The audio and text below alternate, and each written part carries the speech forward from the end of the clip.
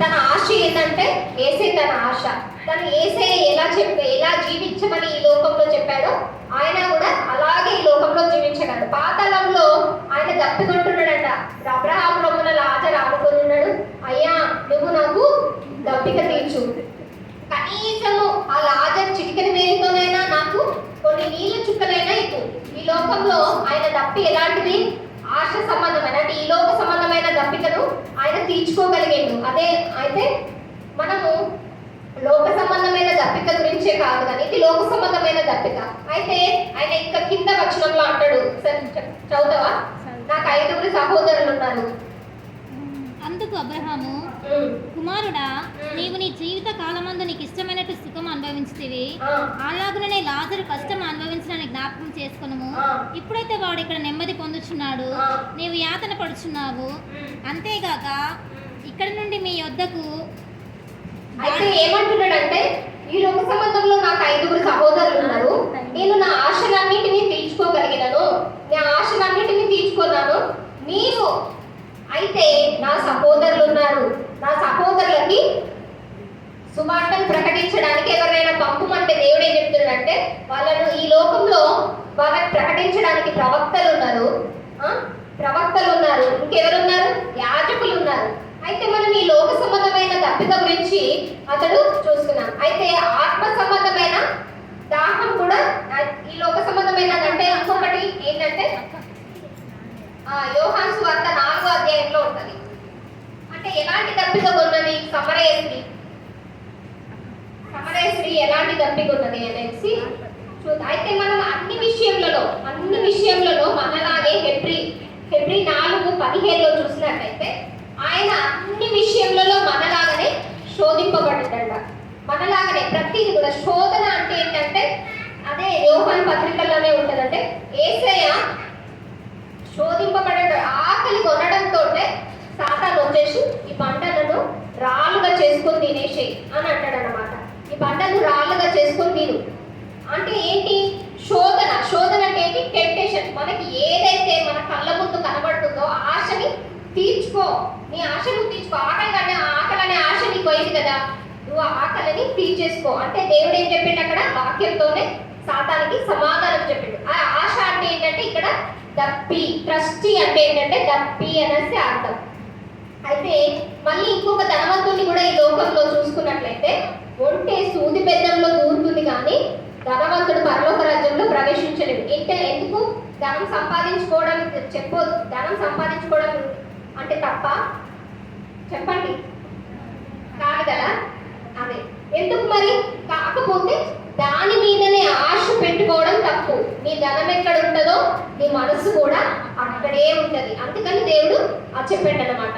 ఇది శరీర సంబంధమైన దప్పి. ఇది కూడా ఒక రకమైన దప్పి. అంటే ఏంటంటే దృష్టి అంటే ఆశ అని అర్థం.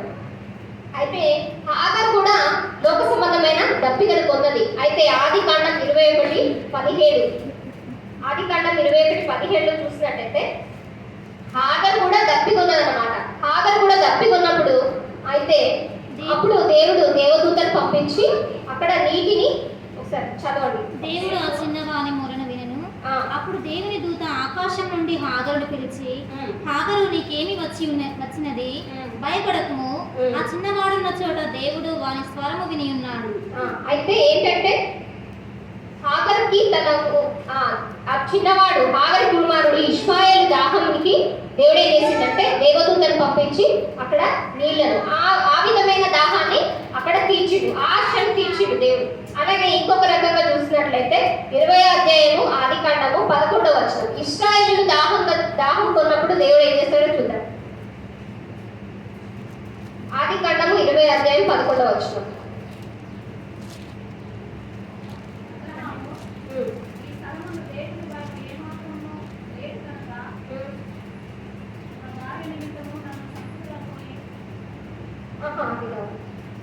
ఇశ్రాయేలు దాహం కొన్నప్పుడు ఏం చేస్తాడంటే దేవుడు, అదే కొరంతి పత్రికలో కూడా ఉంటది, కొరంతి 15:5లో ఉంటది.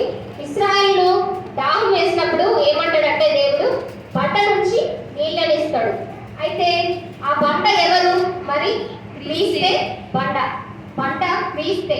అయితే ఇహలోక సంబంధమైన దాహాన్ని ఉన్నప్పుడు మనం కొన్ని ఎగ్జాంపుల్స్ చూసాము.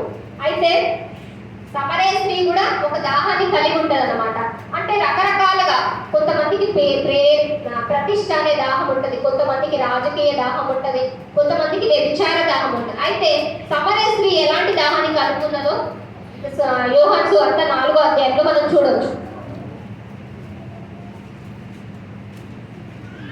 యోహాను సువార్త 4వ అధ్యాయంలో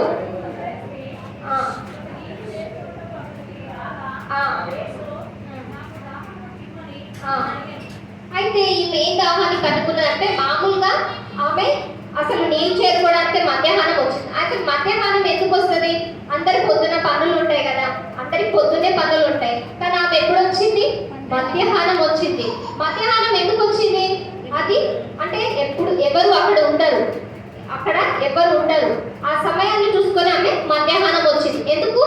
ఆమె గురించి ఆమె ఒక వ్యభిచార దాహాన్ని కలిగి ఉంది. ఆమె ఒక వ్యభిచారి. అయితే ఆమెని దేవుడు అడుగుతాడు, నాకు దాహానికి ఇమ్మని ఆమెను అడుగుతాడు. అడిగినప్పుడు ఆమె ఏమంటదంటే, చదవండి ఒకసారి కిందికి చదివితే మనకు అడుగుతుంది. దాహానికి ఇమ్మని అడిగినప్పుడు ఆమె ఏం చెప్తుంది?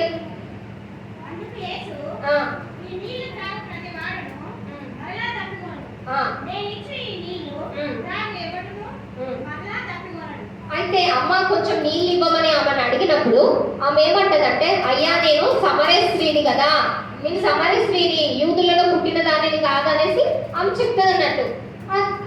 ఆమె అట్లా చెప్పినప్పుడు దేవుడు అంటాడు కదా, అమ్మ నేను ఎవరిని నువ్వు అడుగుతున్నావో తెలియదు, నీళ్ళిచ్చు నీళ్లు తాగితే నువ్వు ఎప్పుడు కూడా దప్పికొనవు, ఇంకా జీవజలపు ఊటలే నీకు జీవజలపు ఊటలే అని చెప్తాడు అన్నట్టు. అయితే ఇంకా మరి అట్లాగే అయితే ఈమె లోక సంబంధమైనటువంటి వ్యభిచార దాహాన్ని కలిగి ఉన్నది అన్నట్టు ఈమె. అయితే మళ్ళీ ఇంకొకసారి ఏంటంటే, అయితే ప్రకటన 21:6లో చూస్తే ఒకసారి చదువుతారా? తప్పికొనిన వానికి జీవజలపు బుగ్గలోని జలములను నేను ఉచితంగా ఇస్తాను. అయితే మీరు ఆత్మ సంబంధమైన దాహాన్ని కలిగి ఉన్నప్పుడు, ఆత్మ సంబంధమైన దాహం ఇది. అయితే ఏమంటాడంటే యేసయ్య, ఈ జీవజలపు బుగ్గలను మీకు ఇస్తానంటున్నాడు. ఆమె కూడా ఏం చెప్పిండు? నేనే జీవజలం, క్రీస్తే బండ అని చెప్పిండు కదా. అయితే మనం ఎలాంటి దాహాన్ని కలిగి ఉన్నాం? చాలా మంది చాలా రకాలుగా దాహం కలిగి ఉంటారు.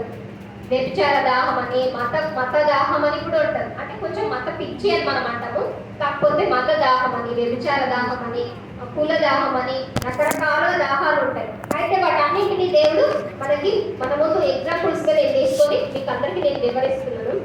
అయితే మళ్ళీ లూకా 26 ఇప్పుడు మనం చూసినాం 16, 23, 27లో పాతాళంలో బాధపడుతున్నాడు కదా ధనవంతుడు. అయితే మనం ఎలాంటి దాహాన్ని కలిగి ఉన్నాం? అలాగే ప్రకటన 21:8లో చూస్తే రెండో మరణం గురించి ఉంటుంది అక్కడ. చదువు 8.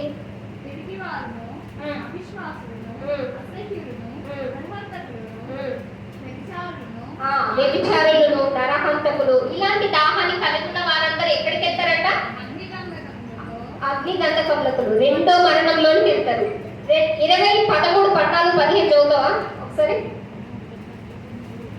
సముద్రము తనలో ఉన్న మృతులను అప్పగించెను, మరణమును పాతాళ లోకమును వాటి వశములను ఉన్న మృతులను అప్పగించెను, వారిలో ప్రతివాడు తన క్రియల చొప్పున తీర్పు పొందెను.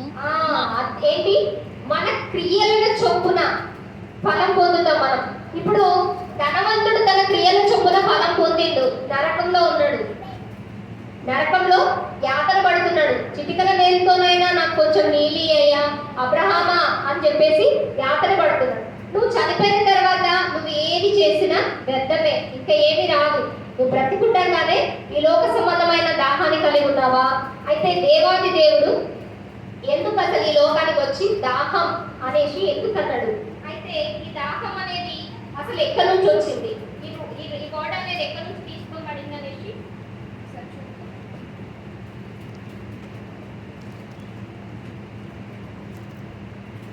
యాక్చువల్గా అసలు దాహం అంటే ఏంటి? ఈ దాహాన్ని కలిగి ఉంటే ఏమైతుంది? మరి ఈ దాహాన్ని కలిగి ఉంటే ఏమైతుంది అంటే దేవుడు ఏమన్నాడంటే లేఖనములు నెరవేర్చడానికి ఈ లోకానికి వచ్చిండు. లేఖనాన్ని నిరర్ధకం చేయడానికి అసలు ఈ లోకానికి ఆయన రాలేదు, కానీ లేఖనములు నెరవేర్చడానికి ఈ లోకానికి వచ్చిండు.